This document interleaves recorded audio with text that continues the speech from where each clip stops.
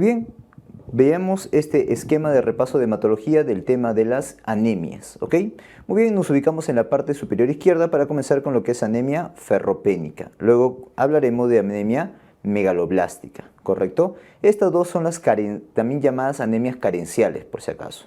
Luego pasaremos a esta de acá, que está en la parte superior derecha, que son las anemias hemolíticas, ¿ya? De tipo congénitas, ¿okay? Luego una adquirida, que es la HPN, hemoglobinuria parasitática nocturna, y las anemias hemolíticas autoinmunes, dos de ellas, ¿ok?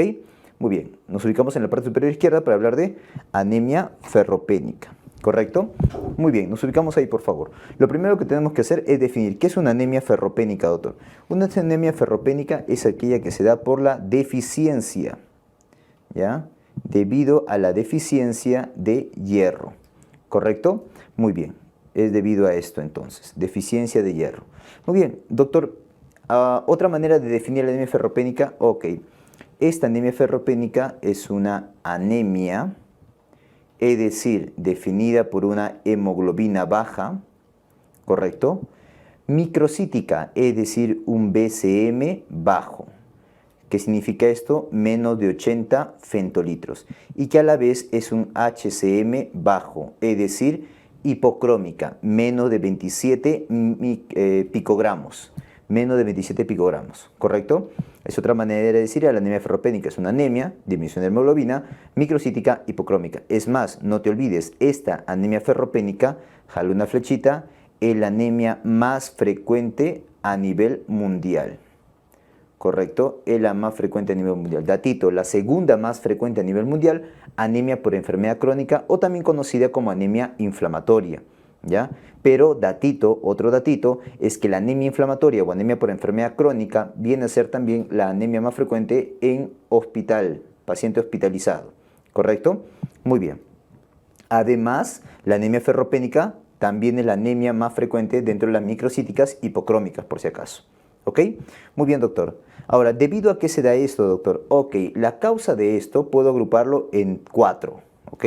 Por ejemplo, uno, esto de acá, aumento de las demandas. Un aumento de la demanda. Por ejemplo, doctor, en etapa pediátrica, en lactantes y adolescentes. Son los dos momentos en la vida del pediátrico que yo ya sé que va a ser anemia por aumento de la demanda. ¿Correcto? Muy bien, un segundo sería, por ejemplo, ok, disminución de la ingesta. Disminución de la ingesta. Doctor, y esto, por ejemplo, en pacientes desnutridos, ¿no? Voy a ponerlo por acá, ¿ok? En lactantes, dijimos acá, y adolescentes. Ejemplo, ¿no? Acá disminución de la ingesta, por ejemplo, pacientes desnutridos, o como le ves en la imagen, una anorexia nerviosa, por ejemplo, ¿ya? Un tercer grupo, ¿ya? Viene a ser, doctores, una disminución en la absorción. ¿Correcto? Disminución en la absorción. Por ejemplo, en lugares donde normalmente se absorbe el hierro. Recuerda, fisiología, ¿dónde se absorbe el hierro? Doctor, en intestino delgado. Ya, pero ¿dónde? Duodeno y yeyuno proximal. Principalmente duodeno. ¿Correcto? Muy bien.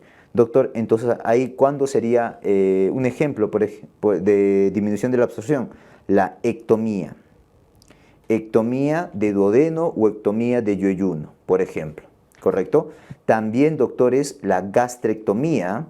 ¿Por qué, doctor, la gastrectomía? ¿La gastrectomía no era para anemia megaloblástica? Sí, pero también quiero que lo recuerdes que te puede llevar a una anemia ferropénica. ¿Por qué, doctor? Porque al quitar el estómago está quitando ácido, ¿correcto? Está quitando la célula parietal que produce el ácido clorhídrico y el ácido es importante para la absorción del hierro, ¿ok? En duodeno o en intestino delgado. Muy bien, una cuarta razón, doctores, por ejemplo, es aumento de las pérdidas.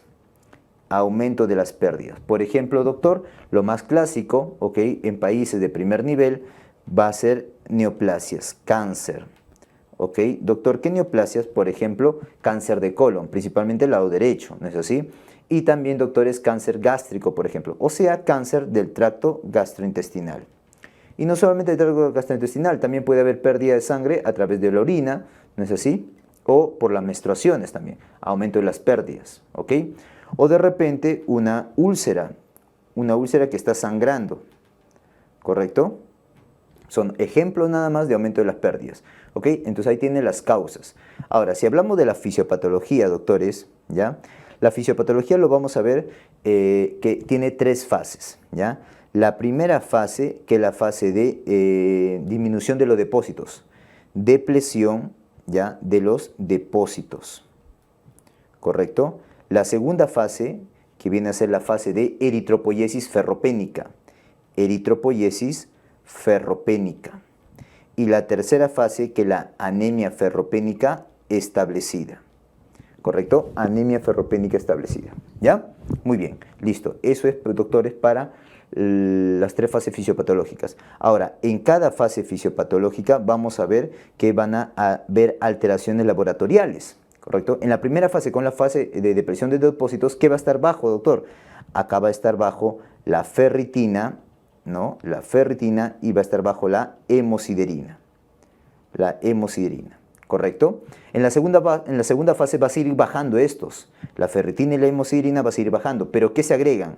Más, voy a poner así, más, ¿qué va a alterarse? El índice de saturación de transferrina. El índice de saturación de transferrina comienza a caer, pero su capacidad de saturarse aumenta porque está más vacío la transferrina. Entonces su TIP, ¿ya?, su TIP va a estar aumentado. Además, el hierro sérico, o sea, la sideremia va a estar disminuida también, ¿ok? Muy bien, doctor, en la tercera fase todo lo demás que ya te mencioné va a seguir cayendo, va a seguir alterándose. Y acá, para que defina que es una tercera fase, ¿qué está alterado, doctor? Acá la hemoglobina ya comienza a caer y comienza a apreciarse el BCM bajo y el HCM bajo, ¿correcto? Apunta, datito, otras pruebas que me gustaría que te acuerdes. Por ejemplo, doctores, la protoporfirina eritrocitaria va a estar elevada. Para muchos es una de las primeras que se eleva. Protoporfirina eritrocitaria elevada, ¿correcto? Muy bien. Otro más, doctor, voy a poner por acá. El RDW va a estar aumentado más de 15%. Los reticulocitos también van a estar disminuidos. Y como te dije, la protoporfirina eritrocitaria va a estar elevada. Otras pruebas que te van a orientar para anemia ferropénica, ¿ya? Muy bien. Doctor, ¿qué más? Dentro de la clínica. Recuerden, doctores, que en la clínica, voy a seguir con azulito, ¿ya? Como es un tipo de anemia, va a presentarse como cualquier otra anemia, con un síndrome anémico. Entonces, en la clínica, ¿ya?, va a ir con síndrome anémico. Es decir, doctores, palidez, taquicardia, ¿correcto? Fatiga, cansancio, intranquilidad, etc. ¿Ok? Pero eso lo hace cualquier anemia. Entonces tienes que buscar los signos que te van a orientar a decir, ah, esto parece una anemia ferropénica. Por ejemplo, el comer hielo, el comer cal, el comer tierra, la pica o comer hielo también, ¿ya? ¿Qué otro signo te puede orientar? Esto de acá, la queilosis. Queilosis. Otro, la depapilación de la lengua, la glositis. No te confundas con la glositis de Hunter, que viene a ser, o Hunter, como quieras, la de anemia megaloblástica, ten cuidado. Acá, la coiloniquia. Coiloniquia. Otro, doctor, por ejemplo, síndrome de piernas inquietas o síndrome de Plummer-Vinson también, ¿correcto? Eso es muy orientador de que es una anemia ferropénica, ¿ya? Muy bien, doctores. Listo, ya sabemos que es una anemia ferropénica, entonces ahora vamos al tratamiento, ¿qué te parece? Vamos a ir al tratamiento. Como el problema es la falta de hierro, entonces hay que darle hierro. Obviamente, lo primero en el tratamiento es manejar la causa. Si hay una desnutrición de base, maneja la desnutrición. Si hay una úlcera, maneja la úlcera, ¿correcto? O sea, si tú sabes cuál es la causa, maneja la causa, ¿ya?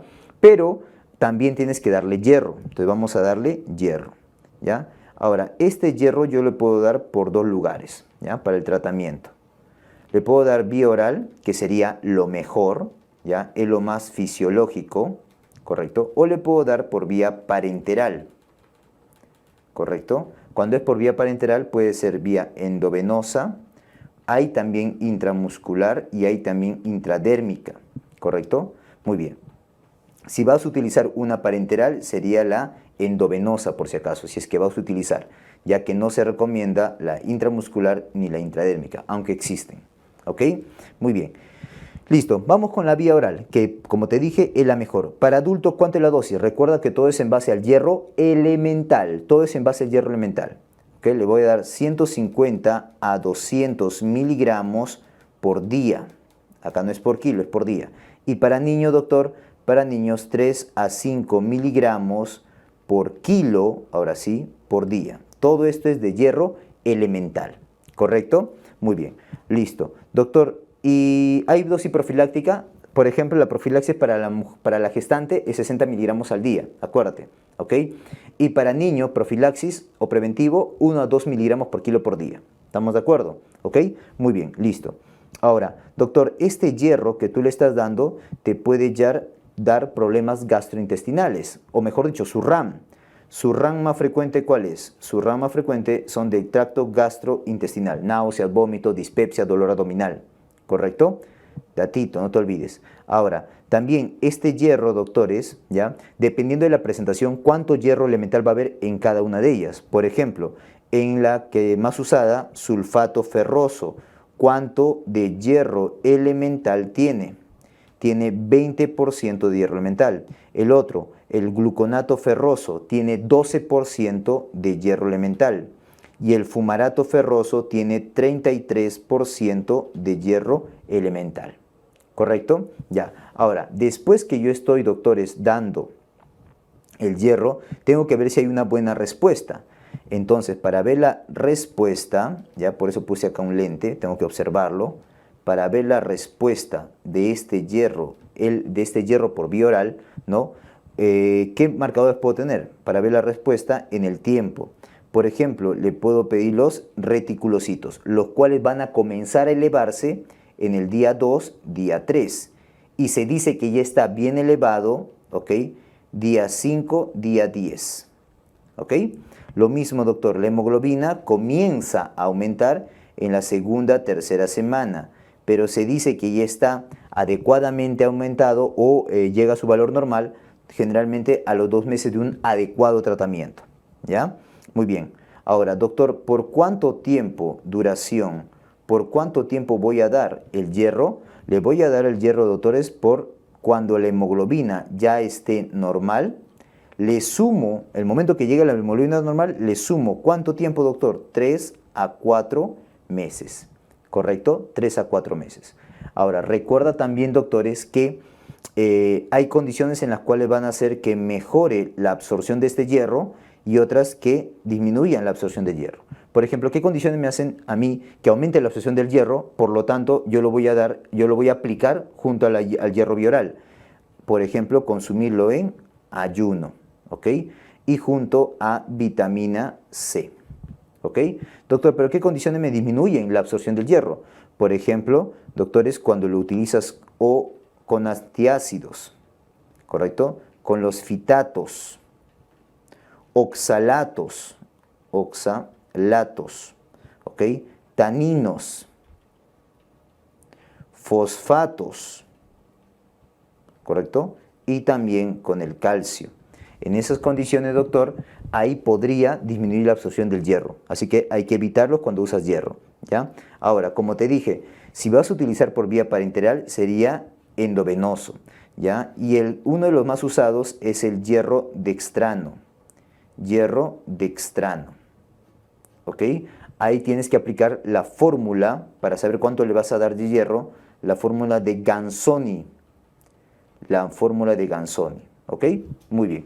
Esto es lo que me gustaría que te acuerdes sobre anemia ferropénica. Regresamos. Muy bien. Vamos a anemia megaloblástica. ¿Estamos de acuerdo? Es otra carencial. Doctor, esta anemia megaloblástica, ¿cómo puedo definirla? Ok, es una anemia, es decir, disminución de la hemoglobina, ¿correcto? Es de tipo macrocítica, es decir, BCM elevado más de 100 femtolitros. Y el HCM, doctores, ¿ya? Muchos dicen que es normal, normocrómica, aunque algunos dicen elevado. Si te piden marcar una clave, yo preferiría marcar normocrómica, o sea, entre 27 y 32 picogramos, ¿ya? Muy bien, listo. Ahora, pero esta anemia es debido a ¿qué? ¿Por qué se da, doctor? La etiología. Ah, ya, es por la deficiencia de B12 o por la deficiencia de B9. Y cada una de ellas tiene varias causas que llevan a la deficiencia de B12 y varias causas que llevan a la deficiencia de B9. Por ejemplo, una causa que lleva a la deficiencia de B12 que no debes olvidarte es la deficiencia nutricionales, ¿no es así? Por ejemplo, veganos, ¿no? Pacientes veganos o vegetarianos, ¿correcto? Otro que es de etiología autoinmune, la famosa anemia perniciosa, también es otro. Un parásito, platelminto, el difilibotrum, por ejemplo, ¿correcto? Muy bien. Otro, insuficiencia pancreática, por ejemplo, también. Otro, enfermedades inflamatorias intestinales, ¿correcto? Son algunas enfermedades que te pueden llevar a anemia megaloblástica. Ah, y otra importante que ya te estaba comentando, los pacientes gastrectomizados, ¿correcto? Gastrectomizado o ectomía de ilion también, ¿no? Porque recuerda que la vitamina B12 necesita el factor intrínseco que lo brinda el estómago y también se absorbe a nivel de ilion terminal, ¿ya? Muy bien. Doctor, ¿y qué condición me llevaría a deficiencia de B9? También, pues, problemas nutricionales, deficiencias nutricionales, ¿no? En este caso, desnutrición sería. Otro, por ejemplo, la famosa enfermedad celíaca, ¿no? Otro, por ejemplo, tipo de enfermedad inflamatoria intestinal. Otro, por ejemplo, síndrome de intestino corto. Síndrome de intestino corto. Fármacos como metrotexate, por ejemplo. Metrotexate, ¿correcto? Y otro fármaco, fenitoína. ¿Ya? No te olvides estos. ¿Ya? Me gustaría que te acuerdes. ¿Ya? Que te llevan a deficiencia de B12 y deficiencia de B9. ¿Ya? Muy bien, ahí está. Listo, esas son etiología, doctor. Ahora vayamos a la fisiopatología. En la fisiopatología, ¿ya? Vamos a verlo, o mejor dicho, vamos a verlo con la clínica, ¿ya? Mejor. Hay dos tipos de clínica que se van a dar. Lo primero, doctor, es que la megaloblastosis, ¿correcto? O síndrome megaloblástico. Megaloblástico. Y el otro es la mielinosis, degeneración combinada subaguda medular. Degeneración combinada subaguda medular, que es también llamada la mielosis funicular. ¿Ya? Muy bien. Listo. ¿Qué es lo que pasa acá, doctores, en el síndrome megaloblástico? ¿Para qué? Allá, lo que pasa es que hay una alteración del ADN, ¿correcto? Como hay una alteración en el ADN, entonces los lugares en los cuales requiere alta mitosis, alto recambio celular, van a sufrir. Por ejemplo, doctor, por ejemplo, a nivel de la médula ósea. ¿Eso a qué te lleva? Te lleva a pancitopenia. Te lleva a pancitopenia. La lengua, por ejemplo, eso te lleva a la glositis de Hunter, ¿no? La glositis de Hunter. En el estómago te lleva, estómago es un lugar de alto recambio también, ¿no? La gastritis atrófica. Gastritis atrófica, ¿ya? Esta sería clínica, doctores, por ese síndrome megaloblástico. ¿Y quién lleva síndrome megaloblástico? Lo lleva, doctores, tanto la deficiencia de B12 como la deficiencia de B9, ¿correcto? Además, como está alterado el ADN, está alterado los hematíes, ¿ya? También están alterados en su formación en la médula ósea. También en la médula ósea van a ser reconocidos esos hematíes como extraños. Entonces también va a ocurrir una hemólisis, no te olvides por favor, hemólisis intramedular. También ocurre eso por si acaso, ¿ok? La degeneración combinada subaguda medular, por si acaso, solamente es debido a la deficiencia de B12. La deficiencia de B9 no lo lleva, ¿ya? ¿Y en qué se basa eso, doctor? Se basa en la alteración de la médula y luego el cerebro, ¿ya? Lo primero que hay, doctores, viene a ser esto de acá. Se va a dañar lo que es la columna blancas posteriores, por donde pasa la vía vibratoria posicional. Por lo tanto, ¿con qué clínica va a venir, doctor? Va a venir con parestesias, ¿correcto? Ataxia, disminución de la sensibilidad. ¿Dónde? En miembros inferiores, acá. ¿Correcto? Luego se altera las columnas blancas, la columna blanca laterales, por donde pasa la vía piramidal. Ah, entonces eso que la clínica te va a llevar a una alteración de primera motoneurona, es decir, espasticidad, hipertonía, hiperreflexia, Babinski positivo. ¿Correcto? Muy bien, alteración de primera motoneurona. Y también se altera a nivel cerebral, ¿correcto? Lo tercero sería ahí, alteraciones mentales. Alteraciones mentales. ¿correcto? Como por ejemplo, doctores, psicosis, irritabilidad, ¿correcto? Y una encefalopatía conocida como la encefalopatía de Weil. La encefalopatía de Weil. Algunos le llaman así, ¿ok? Muy bien, esa sería la clínica, doctores, entonces, ¿ya? Ahora, dentro de los exámenes, ¿correcto? Dentro de los exámenes, doctor, ¿qué va a estar alterado? Muy bien, no te olvides que por ser una carencial, la RDB va a estar aumentado, ¿correcto? Como te dije, el BCM va a estar aumentado.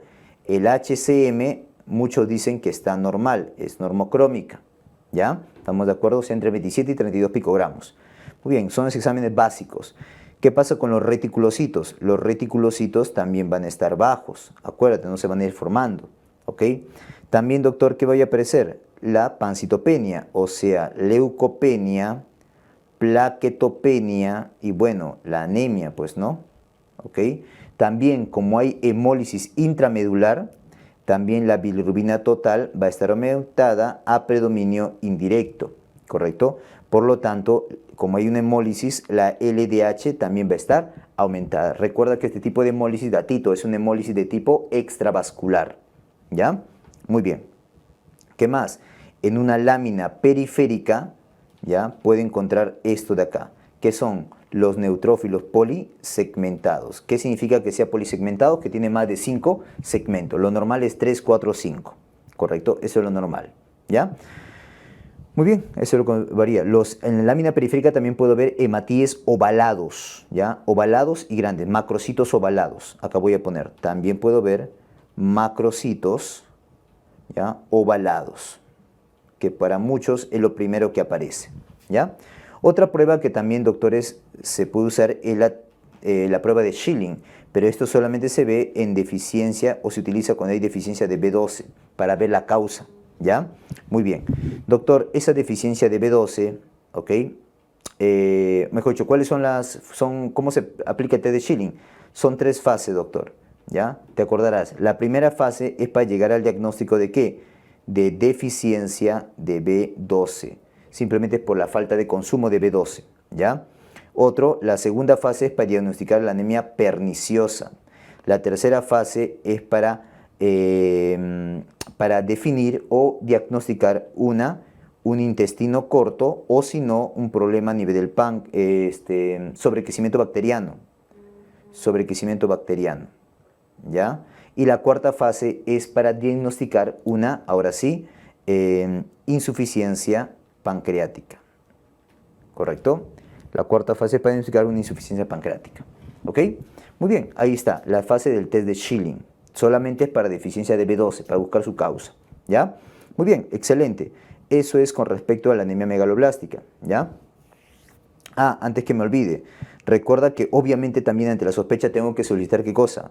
El dosaje de B12, que para decir que esté bajo, tiene que ser menos de 200 picogramos por mililitro. Y de B9, para decir que esté bajo, tiene que ser menos de 2 nanogramos por mililitro, ¿ya? Picogramos acá y nanogramos acá, ¿ya? Muy bien, listo. Doctor, para el tratamiento, muy bien, para el tratamiento lo voy a poner con verdecito. Obviamente, doctores, si sabe la etiología, si sabe la causa, maneja la causa. ¿Estamos de acuerdo? Muy bien, pero si no, doctor, hay que darle su vitamina B12, ¿no? Y B9 también, ¿correcto? Muy bien, entonces le voy a dar vitamina B12 al paciente en el tratamiento, ¿ya? Muy bien, esta B12 puedes darle por vía oral o también le puedes dar por vía intramuscular, ¿ya? Muy bien, y ese es cuando hay deficiencia de B12. Cuando hay deficiencia de B9, obviamente acá hay que darle su ácido fólico, ¿correcto? Recuerda que es la forma monoglutámica del folato, la tableta, ¿ya? Ahora, doctores, siempre cuando hay deficiencia de B12 le das B12, pero le acompañas con ácido fólico, ¿ya? Se recomienda acompañar con ácido fólico. En cambio, cuando hay deficiencia solamente de B9, solo le das ácido fólico, ¿ya? Voy a ponerlo así mejor. Mira, vamos a ponerlo de esta manera mejor. Cuando hay deficiencia de B12, ¿ya? Le vas a dar B12, ya sea por vía oral o intramuscular, y la acompaña de su ácido fólico. Cuando hay solamente deficiencia B9, le das solamente ácido fólico. Muy bien, hay que ver la respuesta, al igual, doctores, que en anemia ferropénica, ¿no? La respuesta, por ejemplo, con los reticulocitos, ¿ya? Reticulocitos. Estos van a estar elevados, doctores, al tercer, cuarto día, ya se elevan. Otro, doctores, los marcadores de hemólisis, por ejemplo, la bilirrubina indirecta, el LDH, estos se van a normalizar entre 1 a 2 días, se normalizan en 1 a 2 días. Otro, los neutrófilos polisegmentados, esos se normalizan alrededor de la segunda semana, en 2 semanas, ¿ya? La hemoglobina, ¿cuándo normaliza? Normaliza, ¿ya? Más o menos también se demora 3 semanas, 3 semanas, ¿correcto? La pancitopenia, ¿no? Que muchas veces es aquejante para el paciente, ¿ya? Se demora más o menos 2, ¿correcto? 2 a 4 semanas, ¿no? Un mes más o menos. Y lo que sí más se demora son los síntomas neurológicos, eso por deficiencia de B12, ¿no?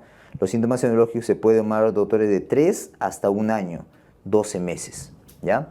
Anemia megaloblástica, entonces no olvidarse, por favor. Regresamos. Muy bien, ahora vamos a ver las anemias hemolíticas. Comencemos con las congénitas. Nos ubicamos acá. Listo. Tenemos acá la esferocitosis hereditaria primero, ¿ya? Esta esferocitosis hereditaria, doctor, yo la puedo definir, apúntalo, ¿ya? Como una anemia hemolítica congénita del tipo de las intracorpusculares y dentro de esta del tipo de las membranopatías. Membranopatías. ¿Correcto? ¿Estamos de acuerdo? Es una anemia hemolítica congénita intracorpuscular, o sea, propio de la hematía y problema en la membrana, membranopatía, ¿ya? La H significa herencia, ¿ya? ¿Qué herencia tiene esto, doctor? Es una herencia autosómica dominante en la mayoría de los casos, 75% de los casos, los demás son autosómicas recesivas. Es por este motivo que la mayoría son autosómicas dominantes que la esferocitosis hereditaria es la anemia hemolítica congénita más frecuente. ¿Correcto? Datito. Doctor, ¿y a qué se debe esto? Esto se debe a la deficiencia de proteínas, por ejemplo, anquilina, espectrina o banda 3. Anquilina, espectrina o banda 3.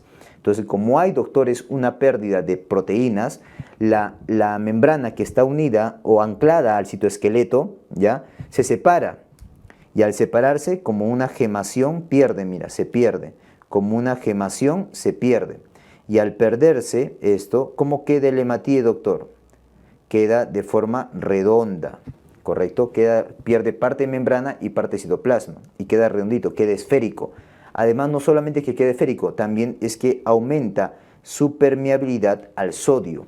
Aumenta su permeabilidad al sodio, ¿correcto?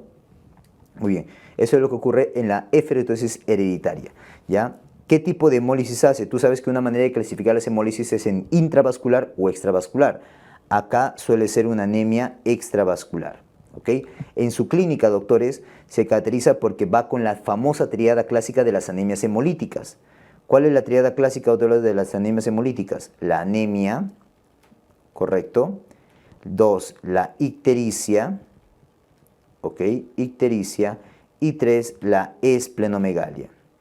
Doctores, y recuerda que hace una gran, pero gran esplenomegalia, ¿ya?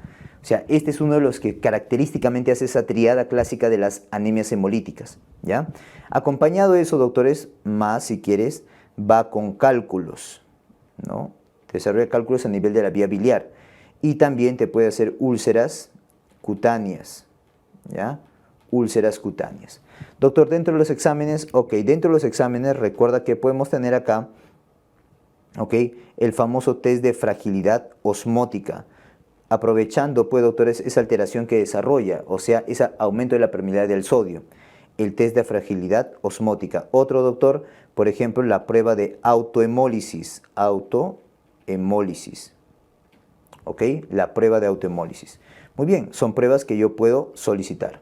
Doctor, ¿cuál es el manejo? La mayoría, doctores, es un manejo expectante, cuando son cuadros leves.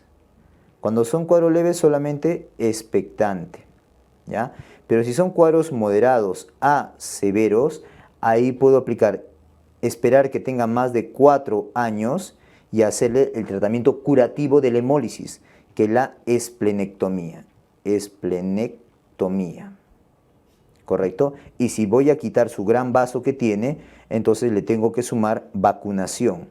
Más vacunación. ¿Contra qué? Contra los capsulados. Haemophilus, neumococo y meningococo. ¿Correcto? Muy bien, ya, esa es la esferoitosis hereditaria. Pasemos a la otra. Pasemos a la deficiencia de glucosa 6-fosfato deshidrogenasa. ¿Correcto? Esta, doctores, está dentro del grupo de las enzimopatías. Es una anemia hemolítica congénita del tipo de las intracorpusculares y del tipo de las enzimopatías. Es más, esta es la enzimopatía más frecuente, número 1.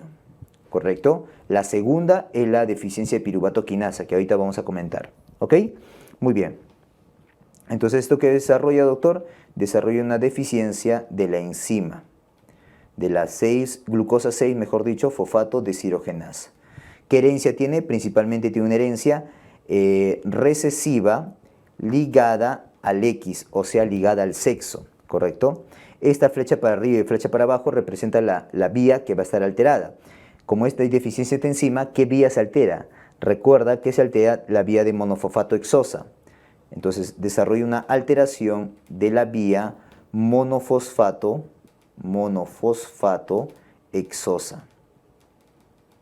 ¿Correcto? Muy bien. Muchas veces esto, mejor dicho, ¿qué tipo de hemólisis va a ser? Va a ser una hemólisis principalmente intravascular, aunque también puede ser extravascular, pero principalmente intravascular en sus crisis hemolíticas, hace intravascular, ¿ya?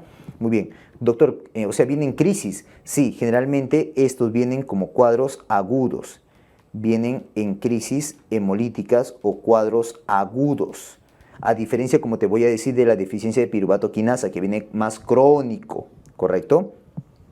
Muy bien. Y esos cuadros hemolíticos, doctor, ¿qué lo predispone a?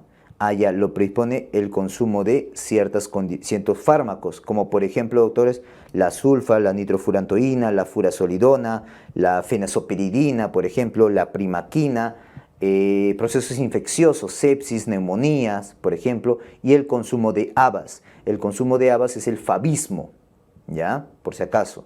Muy bien, ya, en esas condiciones desencadenantes te puede llevar a una hemólisis. ¿De qué tipo te dije? Una crisis agudas, la intravascular, predominio intravascular, ¿ok? Muy bien, ¿qué examen pediría yo, doctor? Acá lo que tenemos que pedir es la actividad de la enzima, la actividad de la glucosa 6-fosfato deshidrogenasa. Y en lámina periférica, lo que podría haber de repente son los famosos cuerpos de Heinz, ¿correcto? Dentro del tratamiento, doctor, ¿qué vamos a hacer? Primero hay que evitar esos desencadenantes que te he comentado. Esos desencadenantes, como son, por ejemplo, ya te dije, fenazopiridina, furazolidona, la sulfa, la nitrofurantoína, la primaquina, infecciones, neumonía, sepsis, consumo de habas, etc. Hay que evitar desencadenantes, ¿correcto? Muy bien, ¿qué más, doctor? Si está asintomático, que por ciento son la mayoría, no están en crisis, están asintomáticos, el manejo es expectante, no pasa nada, ¿ya? Pero si están en plena crisis, acá lo que puedo hacer es brindarle transfusiones en la crisis, ¿correcto? Muy bien, doctor, como te dije, en esa crisis es principalmente intravascular, por lo tanto, la hemólisis se está dando dentro del vaso sanguíneo, mejor dicho. ¿Ameritaría, doctor, una esplenectomía? No. Entonces acá no suele ser beneficioso la esplenectomía, ¿correcto? Pasemos al otro. La deficiencia de piruvato quinasa. Esta deficiencia de piruvato quinasa es una anemia hemolítica congénita de tipo intracorpuscular del tipo de las enzimopatías, ¿correcto? Pero esta de acá, esta enzimopatía, es la segunda más frecuente a nivel mundial, ya que la primera es la deficiencia de glucosa 6-fosfato deshidrogenasa, ¿correcto? Muy bien. ¿Qué más, doctor? Entonces te lleva a una deficiencia de la enzima piruvato quinasa, ¿ok? La herencia igualito, ¿no? No es autosómico dominante, sino es autosómica recesiva. Doctor, ¿y acá qué alteración o qué vía está alterada? Al tener deficiencia de enzima, lo que se altera es la alteración de la vía de Embden-Meyerhof. Meyerhoff. ¿Ya? Muy bien, excelente. Doctor, ¿y qué tipo de hemólisis hace? Acá principalmente hace una hemólisis extravascular y se presenta más como algo crónico, ¿ya? Algo persistente, crónico, o sea, siempre está hemolizando, siempre, ¿ya? Muy bien. Doctor, ¿qué prueba daría? La prueba es medir la actividad de la piruvato quinasa. Correcto. Doctor, dentro del tratamiento, ok. Acá, como a cada rato está hemolizando, hemolizando, hemolizando, vive este paciente de transfusiones. Entonces hay que darle transfusiones periódicas. Periódicas, ¿correcto? Como le está dando cada rato transfusiones, tienes que darle quelantes de hierro, por ejemplo, deferoxamina, ¿ya? Y como es una hemólisis extravascular, entonces acá sí puede ser beneficioso, sí podría optar por la esplenectomía. Esplenectomía, ¿correcto? Muy bien, esas son las primeras anemias hemolíticas congénitas. Regresemos. Vamos a la otra. Ahí está. Vamos con otras anemias hemolíticas congénitas, la drepanocitosis y la beta-talasemia, ¿ya? La drepanocitosis, doctor, viene a ser también un tipo de anemia hemolítica congénita del tipo intracorpuscular, pero del tipo de las hemoglobinopatías. Hay dos tipos de hemoglobinopatía. Esta es la hemoglobinopatía cualitativa, ¿correcto? Cuando te hable de beta-talasemia, es la cuantitativa. Ya, ¿qué herencia tiene, doctor? Herencia autosómica recesiva. ¿Qué es lo que pasa acá, doctor? Lo que pasa es que un glutamato o ácido glutámico es cambiado por... al revés, ¿no? La imagen está al revés. La hoz está acá, pues. Ya. Un ácido glutámico, glutamato, es cambiado por valina. ¿Correcto? Un aminoácido por otro. Dentro de la cadena de ¿quién? De las beta-globinas. Entonces, por acá normalmente se hubiera formado una beta-globina normal. Pero acá que se forma una beta-globina errónea, alterada, ¿correcto? Si hay una beta-globina errónea alterada, igual esta beta-globina va a unirse a las alfa-globinas para formar una hemoglobina A1. Hemoglobina A1 normal. Pero acá, como va a usar una beta-globina errónea, se forma pues una hemoglobina A1 alterada. A esa hemoglobina A1 alterada se le llama la hemoglobina S. ¿Correcto? Hemoglobina S. Y esta va a precipitar dentro del hematíe, ya no va a estar disuelto, y va a adoptar por esa precipitación, hace que el hematíe adopte una forma semilunar. Forma semilunar del hematíe. ¿Correcto? O forma de hoz, o forma drepanocítica también te pueden decir, ¿ya? Y acá se forman hematíes normales, pues, ¿ya? Eso es lo que está pasando en la drepanocitosis, ¿ok? Muy bien. Es una hemólisis principalmente de tipo extravascular. Su clínica suele comenzar, doctor, después de los 4 a 6 meses de vida. Ahí suele comenzar, ¿ok? Muy bien. ¿Y cuándo generalmente se desencadena esto? Generalmente se descompensa el paciente cuando va a altura, o sea, situaciones de hipoxia, ¿ok? Y es muy frecuente verlo en pacientes afroamericanos, muy frecuente de pacientes afroamericanos, no te olvides. Esa es la historia que te van a contar entonces, como antecedente, ¿ya? Muy bien. Recuerda unos datitos. En la drepanocitosis, doctor, hay una infección. Frecuentemente, ¿por quién? Por salmonella. Está predispuesto a la infección por salmonella en la drepanocitosis. ¿Qué más, doctor?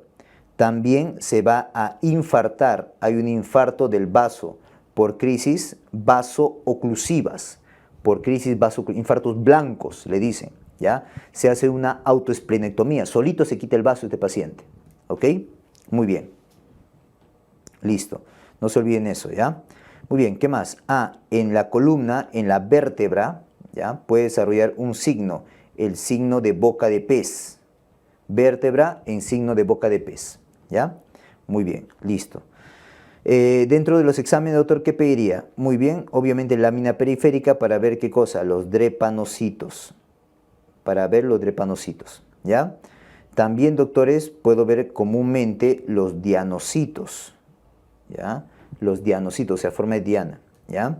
¿Qué más, doctor? Quiero encontrar esta hemoglobina S, entonces le pido hemoglobina electroforética electroforética. Es para ver qué tipo de hemoglobinas hay en la sangre, ¿ya? Muy bien, listo. Y la radiografía de boca de pez que ya te comentaba, pues, ¿no? En los exámenes.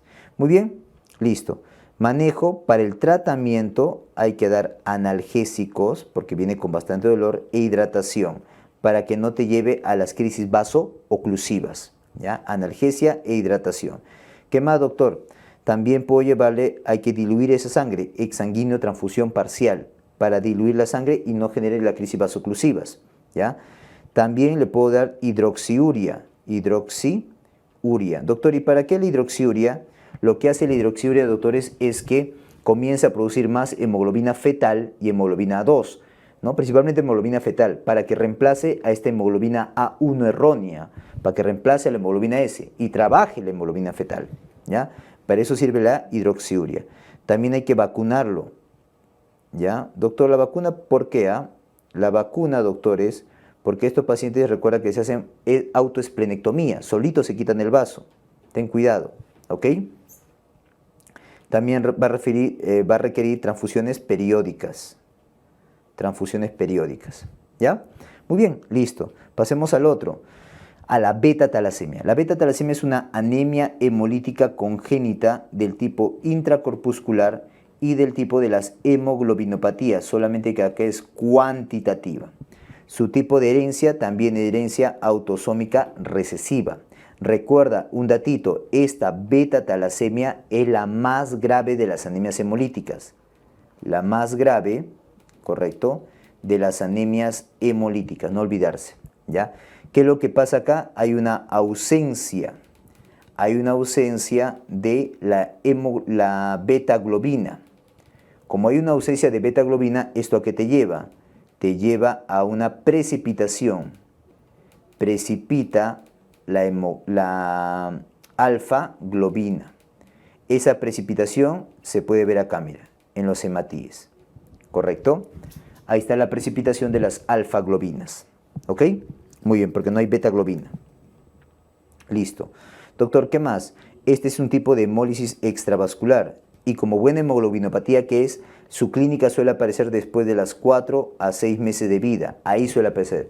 Doctor, ¿por qué acá después de los 4 o 6 meses de vida? Y acá también después de los 4 o 6 meses de vida. Porque después de los 4 o 6 meses de vida, la hemoglobina fetal deja de ser la más frecuente y adopta la mayor frecuencia de la hemoglobina A1. Y la hemoglobina A1 está formada por 2 alfa, 2 beta. Y justo son los problemas acá, en las beta-globinas. ¿Ok? Muy bien. ¿Va a ir con qué? Visceromegalia, va a ser ictericia, ¿no? Va a ser alteraciones óseas o esqueléticas, como por ejemplo esta carita, mira. Esa carita se llama cara en forma o cara de ardilla, le dicen. O también cráneo en cepillo, el cráneo en cepillo, ¿ok? Muy bien.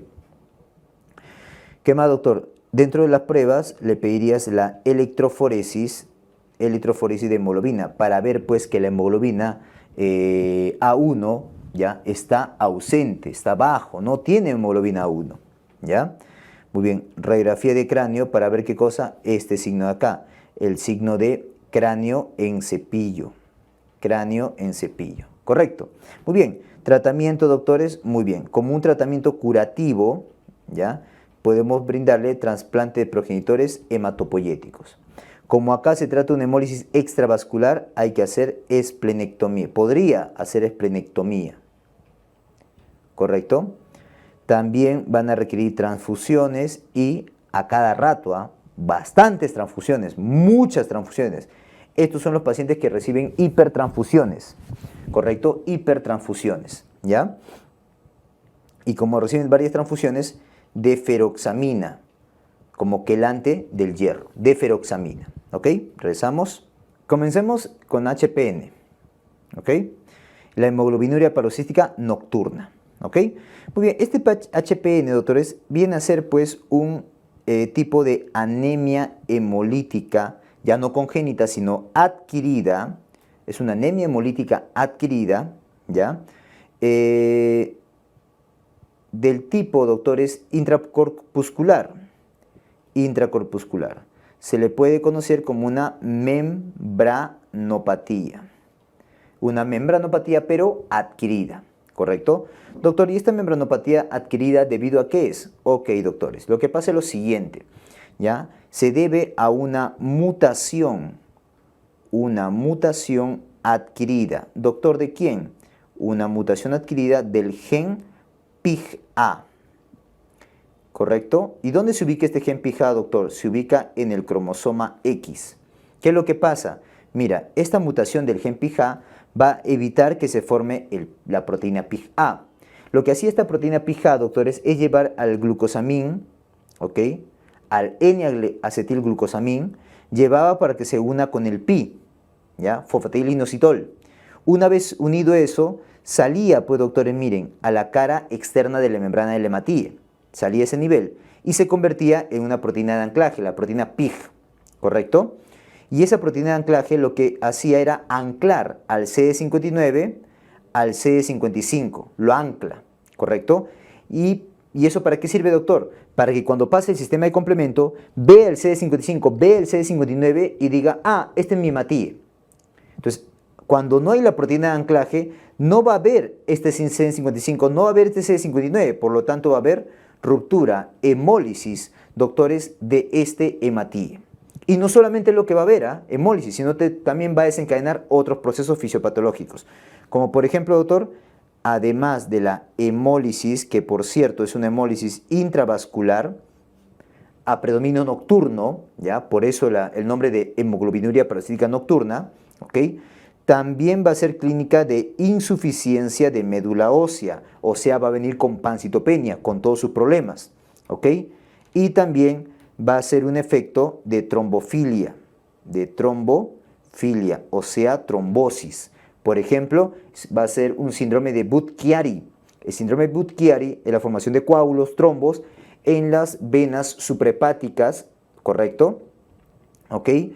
En las venas hepáticas y también en la parte inferior de la vena cava inferior, ¿correcto? Saliendo pues ahí nomás del hígado, ¿ok? Muy bien, listo. Esa es la trombofilia entonces. Que dicho sea de paso, doctores, esta es la principal causa, vamos a ponerlo así, principal causa de muerte. Datito, principal causa de muerte. Esta, la trombosis, la trombofilia. Muy bien, doctor, exámenes. Clásicamente se pedía el test de Ham. Clásicamente este era conocido como el más específico, ¿correcto? El famoso test de Ham. El otro es el test de sacarosa. Test de sacarosa clásicamente era el más sensible. Ahora este y este ha sido reemplazado por otro, por la citometría de flujo. Citometría de flujo. Ahora este es el mejor, ¿correcto? Entonces a la sospecha hay que ver. ¿Para qué sirve la citometría de flujo? Para ver los hematíes y ver si tienen pues el CD55 o CD59, ¿correcto? Muy bien, dentro del tratamiento, doctores, tenemos al famoso eculizumab. Este eculizumab, por si acaso, es el tratamiento de elección. Si te preguntan como tratamiento curativo, es el TPH, trasplante de progenitores hematopoyéticos. Este es tratamiento curativo. También va a vivir de transfusiones, puede recibir transfusiones, mejor dicho. También va a recibir antibióticos, ¿no? Y también anticoagulantes, ¿no? Por todo lo que te he dicho arriba. ¿Ok? Muy bien, ese es el HPN, hemoglobinuria parasítica nocturna. Pasemos al otro, a las anemias hemolíticas autoinmunes. Vamos a ver dos acá, de anticuerpos calientes, ¿correcto? Que son el 70% de los casos, y otro que son de las crioaglutininas, que representa más o menos el 20% de los casos. Acá está mediado por qué anticuerpo, por tipo IgG, ¿correcto? Acá está mediado por de tipo IgM, ¿ya? Las crioaglutininas, ¿ok? Muy bien. ¿Qué tipo de hemólisis hace? Hace una hemólisis de tipo extravascular e intravascular. Acá igual, su hemólisis es extravascular, aunque también intravascular. Pero las causas, la etiología que lo llevan a esto, puede ser causa idiopática, para lo que son calientes, o también secundario a un lupus, a un síndrome de Evans, a leucemias o linfomas, ¿correcto? En cambio, en las crioaglutininas, parecido. Las etiologías pueden ser idiopáticas, veto a saber, ¿no? O secundarias infecciones tipo micoplasma, por ejemplo, o el famoso virus Epstein-Barr, que es el virus herpes human número 4. También secundario a leucemias o secundario a linfomas, ¿correcto? Muy bien. Para el tratamiento te preguntas si está inestable el paciente. Si el paciente está inestable, ¿correcto? A los dos, sea caliente o crioglutinina, igual puedes darle transfusiones, ¿correcto? O si no, plasmaféresis. Para barrerte esos anticuerpos con la plasmaféresis. O recambio plasmático también le puedes decir. Recambio plasmático, ¿ya?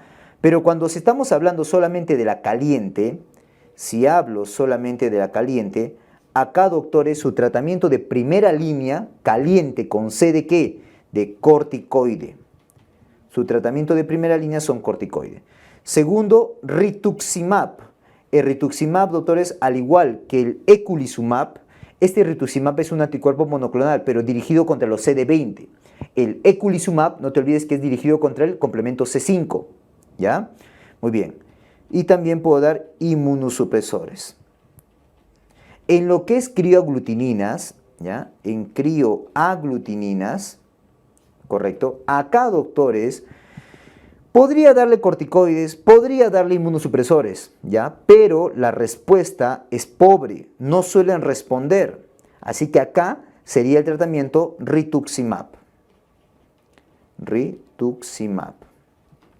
¿Correcto? Ya que los corticoides y los inmunosupresores no suelen ser convenientes o no suelen responder en los pacientes o los pacientes con crioaglutininas no suelen responder frente a estos.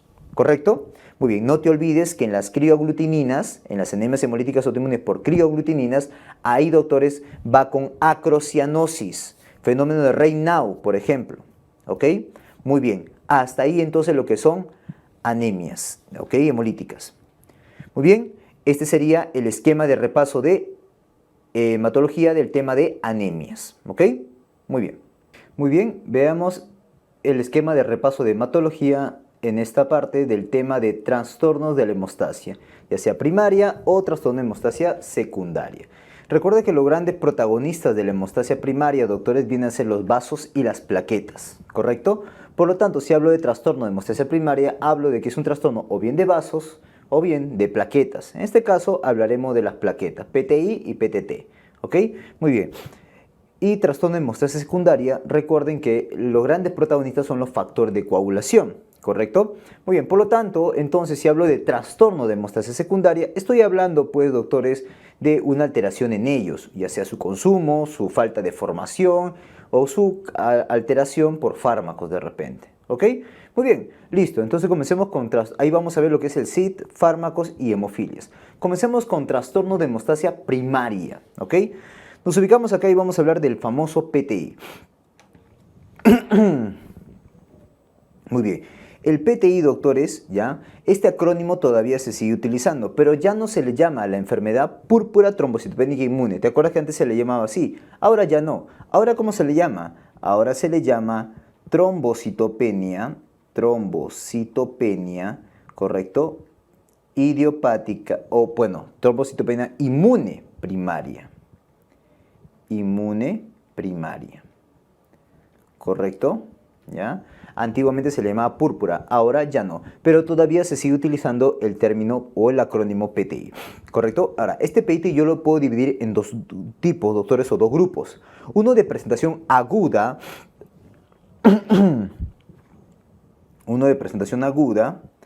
¿correcto? Y otro que es de presentación más crónica, ¿ok?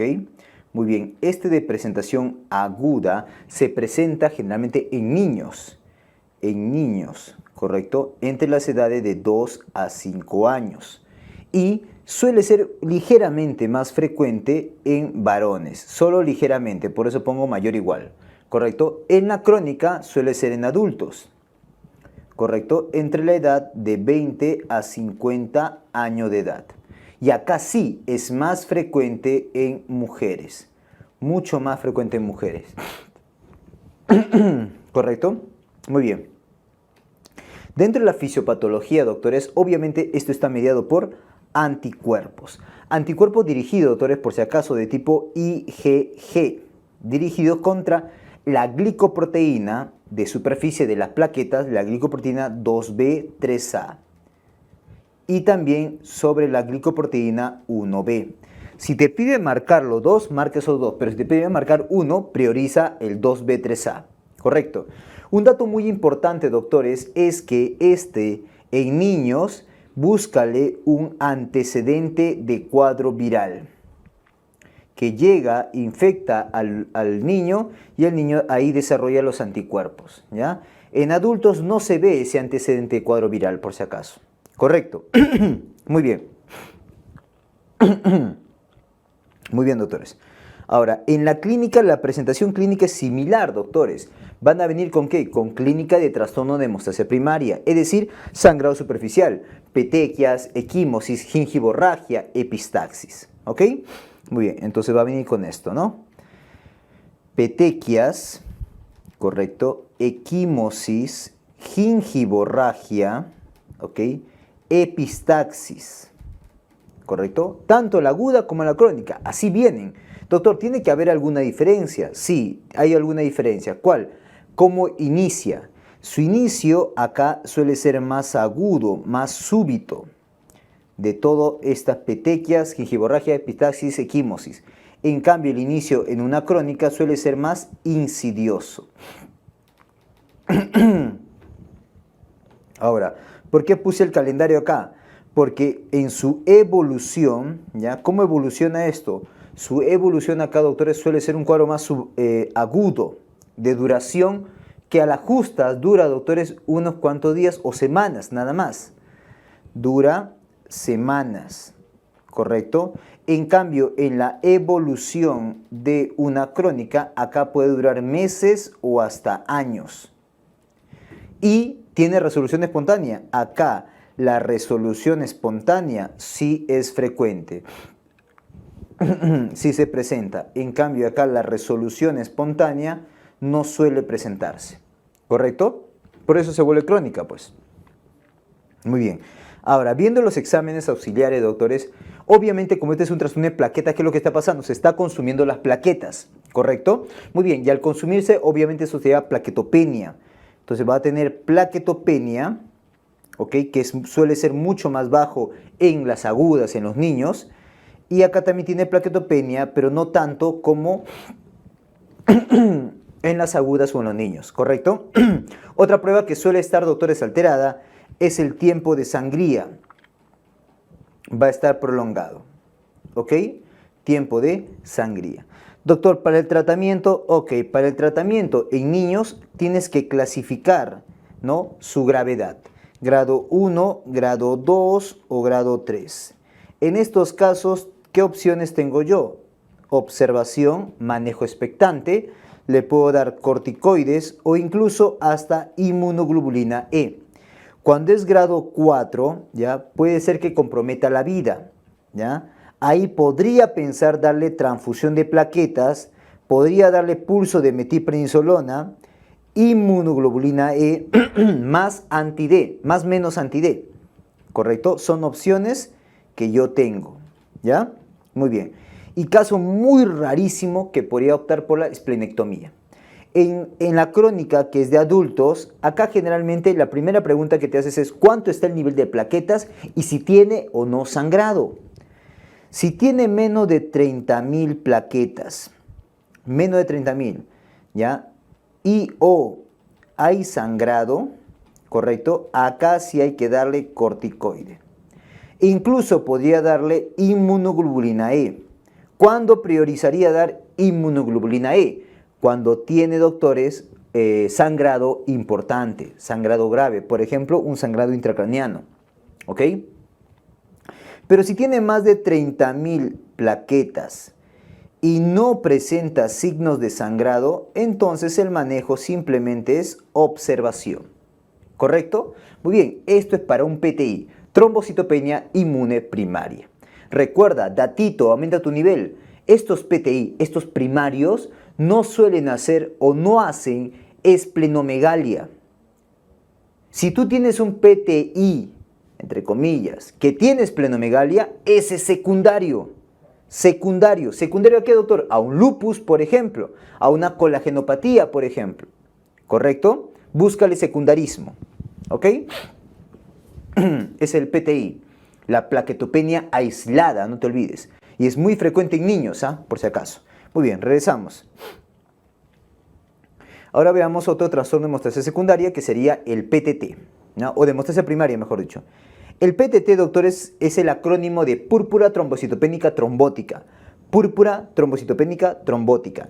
Esta es un tipo de microangiopatía trombótica, o sea, es un tipo de MAT. Junto, por ejemplo, al síndrome de HELP, junto, por ejemplo, al SHU, ¿ok?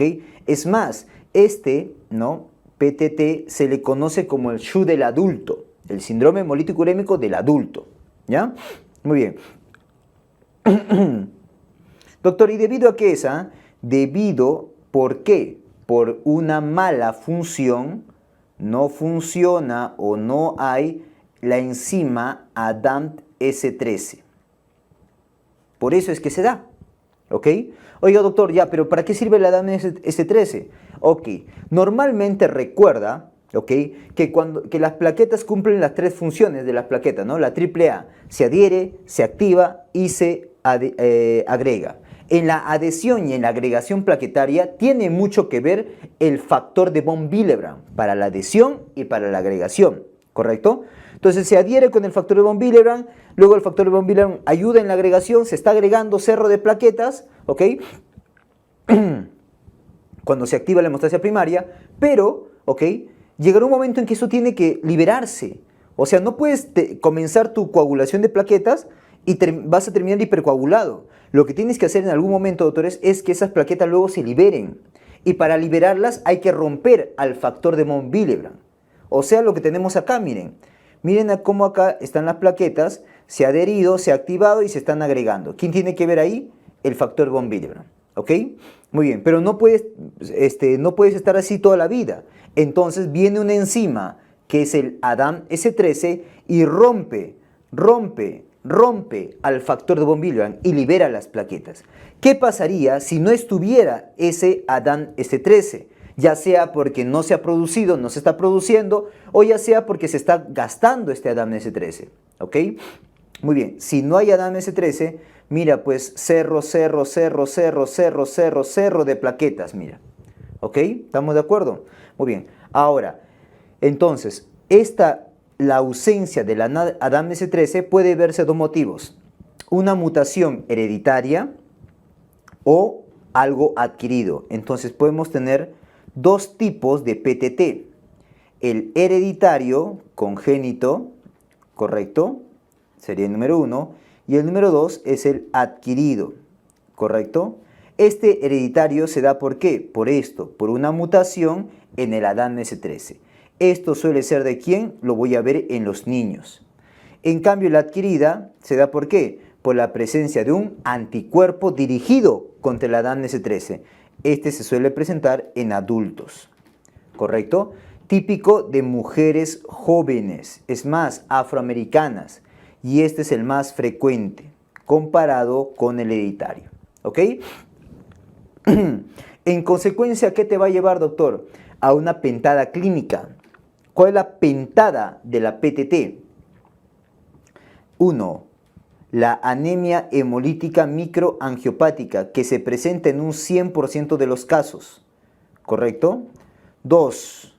La plaquetopenia. Recuerda que es una plaquetopenia por consumo, por favor, no es por anticuerpo, es por consumo. Igual acá, esta anemia hemolítica microangiopática es por destrucción intravascular, ¿correcto? O sea, test de Coombs negativo, no hay anticuerpo de por medio. Muy bien. 3. La lesión renal, ¿correcto? Es decir, clínica de falla renal, insuficiencia renal. 4. La clínica neurológica. Clínica neurológica. Y 5, doctores, la fiebre.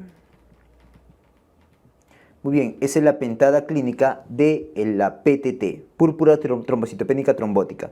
Doctor, ¿qué prueba debo pedir? Ok, tienes que ver la actividad disminuida del ADAMT S13.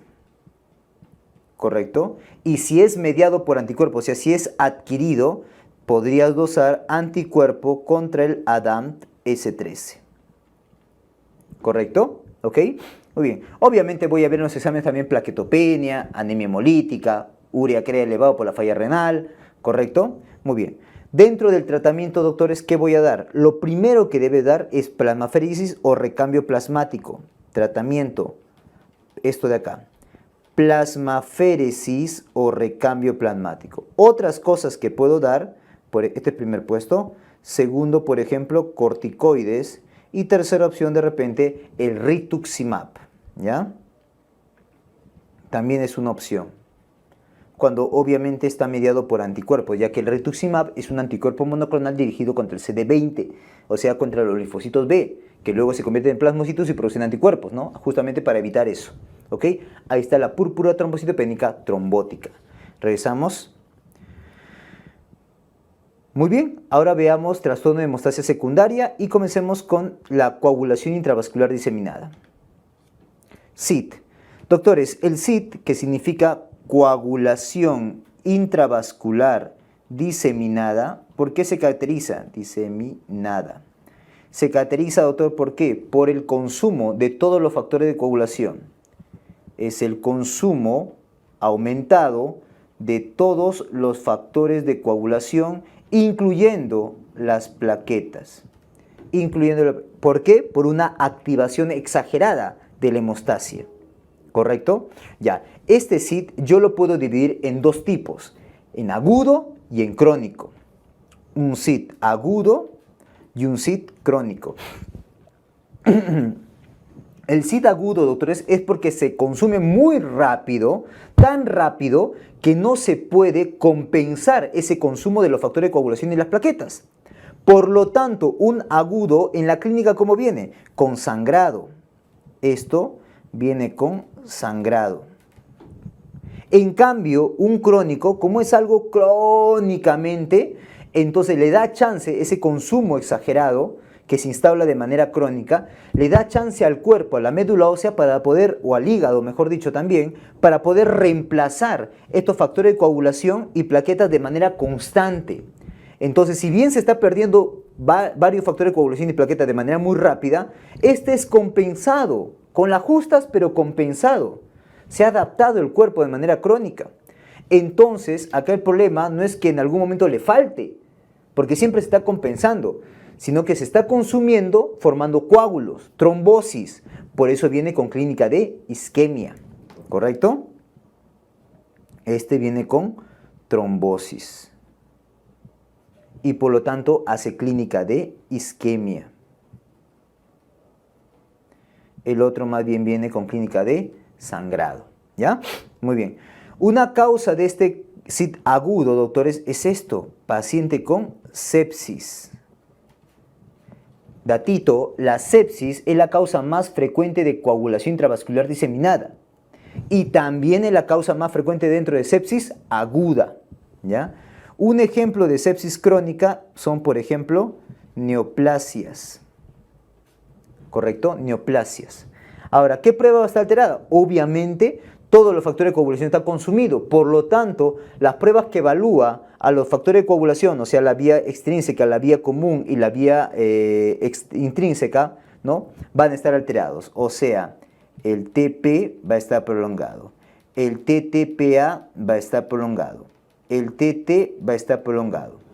¿Correcto? Tiempo de protrombina o INR va a estar prolongado. Recuerda que el tiempo de protrombina evalúa, o sea, el TP evalúa la vía extrínseca. El TTPA evalúa la vía intrínseca, ¿ya? Y el TT evalúa la vía común, no te olvides.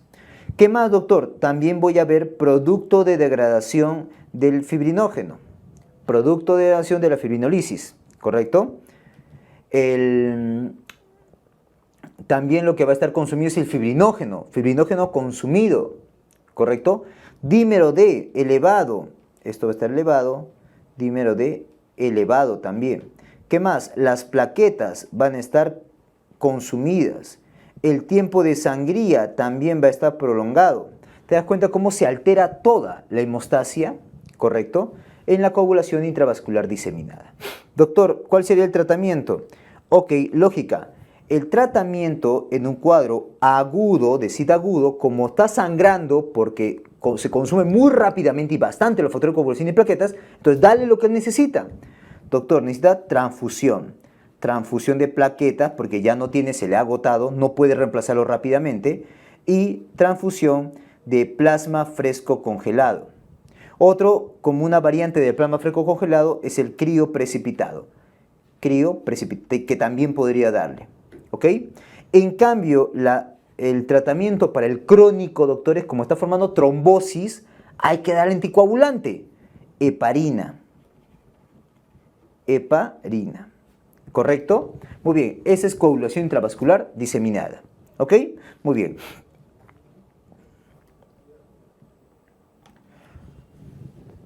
Otro problema que te puede llevar a un trastorno de hemostasia secundaria son los fármacos. Por ejemplo, doctor, ¿qué fármaco? Por ejemplo, acá tenemos la heparina. Vamos a recordar dos fármacos. Y el otro, la warfarina.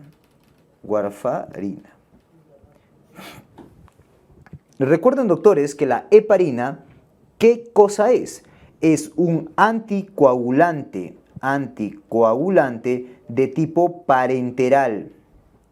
En cambio, la warfarina es un anticoagulante de tipo vía oral, es un cumarínico, ¿ya? La heparina, doctores, su mecanismo de acción viene a ser aumentar la actividad de la antitrombina 3. Recuerda que la antitrombina 3 normalmente pertenece al sistema de anticoagulación, ¿ok? Muy bien. En cambio, el mecanismo de acción de la warfarina viene a ser bloquear, inhibir a la epóxido reductasa vitamina K dependiente, también llamado al BCOR, al epóxido reductasa vitamina K dependiente o BCOR. ¿Ok? Muy bien. Doctor, ¿cómo controlo a la heparina? El control de la heparina es con el TTPA. TTPA. Pero recuerda, la heparina que requiere control con el TTPA viene a ser la heparina no fraccionada, también llamada heparina de alto peso molecular. ¿Correcto? En cambio, la no fraccionada, ¿ok?, o el fondaparinux también, estos no requieren control con TTPA. La warfarina, ¿con qué hago control? Con el TPINR. Es más, doctor, ya se sabe en cuánto debe estar el INR para decir que está bien anticoagulado con este cumarínico, con esta warfarina. 2 a 3, para decir que tiene una adecuada o está adecuadamente anticoagulado. ¿Correcto? Muy bien. ¿Cuál es el antídoto de la heparina? Es el sulfato, no te olvides, sulfato de protamina. Protamina. Recuerda que el RAM más importante de la heparina, voy a ponerlo por acá, su RAM más importante o más frecuente es el sangrado. Otro RAM que me gustaría que te acuerdes es la plaquetopenia, la llamada plaquetopenia inducida por heparina. ¿Ya? Muy bien. En la warfarina, su RAM más importante también es el sangrado. ¿Correcto? El sangrado. También te puede llevar a alteraciones congénitas cuando lo toma la madre, la gestante. Y el antídoto, ¿quién es? La famosa vitamina K.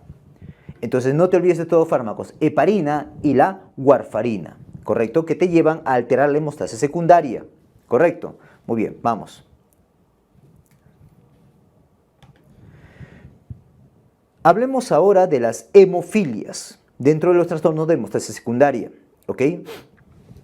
Muy bien. Las hemofilias, doctores, son enfermedades pues debidas a deficiencias en los factores de coagulación de manera congénita, naces con eso, ¿ok? Puede haber tres hemofilias, hemofilia A, hemofilia B y hemofilia C. La hemofilia A, doctores, es también conocida como la hemofilia clásica. La hemofilia clásica. La hemofilia B es conocida como la enfermedad de Crissman. Crissmas. ¿Ok? Y la C es conocida como la enfermedad de Rosenthal. La enfermedad de Rosenthal. ¿Correcto? Vamos a ponerlo mejor esto. Enfermedad de Crissman. ¿Ok? Así. Muy bien. y la enfermedad de Rosenthal. ¿Estamos de acuerdo? Muy bien. Esta hemofilia A, conocida como hemofilia clásica, es por la deficiencia del factor 8. Este es por deficiencia del factor 9 y este es por deficiencia del factor 11, la hemofilia C, ¿correcto? Muy bien, ¿qué herencia tiene? Las dos primeras, el A y el B, tienen la misma herencia, ligada al sexo, es decir, ligada al sexo, es decir, al cromosoma X. Igual acá, ligada al sexo, es decir, al cromosoma X, ¿correcto? En cambio, esta de acá puede ser autosómica dominante o autosómica recesiva, ¿ok? Muy bien, entonces, dependiendo cuánto está deficiente esta, yo puedo clasificarla en leve, moderada o severo. Para la A y la B es similar, ¿correcto? Sí, dependiendo de la funcionalidad del factor. Si la funcionalidad del factor 8 es de 5 a 40%, es leve. Si es de 1 a 5% es moderado y si es menos de 1% es severo. Lo mismo en la enfermedad de Crispman. Si la funcionalidad del factor 9 es de 5 a 40%, eso es leve. Moderado de 1 a 5% y severo cuando es menos de 1% la funcionalidad del factor 9. En la enfermedad de Rosenthal, que es la hemofilia C, lo puedes dividir en parcial y en grave. Acá parcial es cuando la actividad es menos del 40 a 60%, mejor dicho. 20 a 60%. Y la grave es menos de 20% de la funcionalidad. ¿Correcto? Ese es para clasificarlas. ¿Ok? Estas hemofilias. Muy bien. Ahora, doctor, ¿pero cómo vienen las hemofilias? Miren, la A, la B y la C. En ese orden también es de frecuencia. ¿Sabes cuánta frecuencia tiene la hemofilia A? La hemofilia A abarca aproximadamente el 85% de los casos. La hemofilia B el 14% y la hemofilia C el 1%. ¿Ya? Entonces, hablemos de las más frecuentes, de la hemofilia A y la hemofilia B. La hemofilia A y la hemofilia B, doctores, estas, ¿no?, suelen venir con sangrados. Las hemofilias en general, ¿no? Sangrados profundos, ¿correcto? Y el sangrado profundo más frecuentemente encontrado en hemofilias son las hemartrosis. Principalmente, ¿dónde? En rodilla. La hemartrosis, es el sangrado más frecuente de las hemofilias. Por eso, doctores, la complicación más frecuente viene a ser artropatía crónica. Es por ese motivo, artropatía crónica. Ahora, doctor, vayamos a los exámenes. ¿Qué examen va a ser alterado? Doctores, el 8, el 9 y el 11 pertenecen a la vía intrínseca. Por lo tanto, ¿qué evaluaba la vía intrínseca? El TTPA. Entonces, en todos, el TTPA va a estar prolongado. Acá también, TTPA va a estar prolongado. Acá también, TTPA va a estar prolongado. ¿Correcto? Muy bien. Doctor, perfecto. Ahora, ¿cuál es el manejo? Fácil. Doctor, si es que le falta el factor 8, 9 u 11, hay que darle eso entonces. Hay que darle factor 8. Acá también factor 9 y acá factor 11. Hay que darle eso, ¿correcto? Además, si es que no tuviera el factor en la ampollita, ya sea recombinante, ¿ok?, o derivado de humanos, ¿no? Doctor, ¿qué le puedo dar? Transfusiones. Por ejemplo, transfusión de plasma fresco congelado. Transfusión de plasma fresco congelado. Transfusión de plasma fresco congelado. Doctor, crioprecipitado también. Ten cuidado. Crioprecipitado también, pero en la hemofilia A, ya que el crioprecipitado tiene factor 1, 8, factor de von Willebrand y el 13. No tiene 9, no tiene 11. Entonces no podré dar crioprecipitado en el B ni en el C. Ten cuidado, ¿ok? Otra cosa que también podría dar, doctores, a la hemofilia A viene a ser pues el desmopresina. Puedo indicar desmopresina. Doctor, ¿qué va a hacer la desmopresina? La desmopresina lo que va a hacer es aumentar la liberación del factor de von Willebrand. Ya, doctor, ¿y eso para qué me sirve acá? Acá te ayuda para que proteja a lo que es el factor 8, a ese poco factor 8 que tienes. En cambio, la hemofilia B y la hemofilia C, por lo tanto, no tendrá lógica darle. La desmopresina, doctores, es para lo que es la hemofilia A, la desmopresina. ¿Ok? ¿Correcto? Esa viene a ser lo que es, doctores, las hemofilias, entonces. No se olviden, por favor. ¿Correcto? Muy bien.